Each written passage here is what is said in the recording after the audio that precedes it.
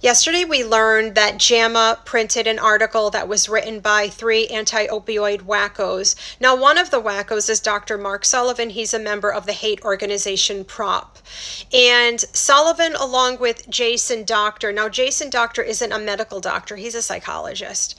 And another author that we're not familiar with. Well, Larry, Moe, and Curly, they got together and they wrote this opinion piece, and it's their opinion that pain patients should not be afforded shared decision making. Well, what is shared decision making? The CDC in its updated guidelines basically says don't cut a patient off of their opioids until, unless this is a decision made by both the doctor and the patient. Well, we know that's not happening.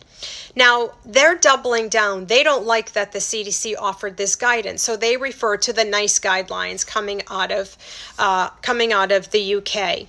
So basically, they're doubling down. They don't want people to have access to opioids. But what they're saying is pain patients shouldn't be afforded this opportunity because they're crazy and they shouldn't be able to make that decision. Instead, have their family members get involved. If you remember that there was a television show called Intervention for people with heavy duty addiction, and they would call the family members in to make the decision. Well, that's what these 3 gentlemen suggest happens now. So they're doubling down, but this time they're peppering it with get their family members involved so we can be sure they never have access to opioids.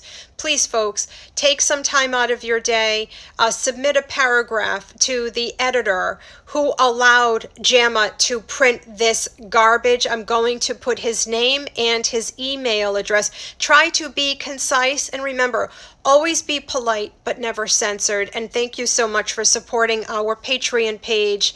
The name of it is the Doctor Patient Forum. You folks keep fighting and we'll do the same. And my apologies for the length of this video.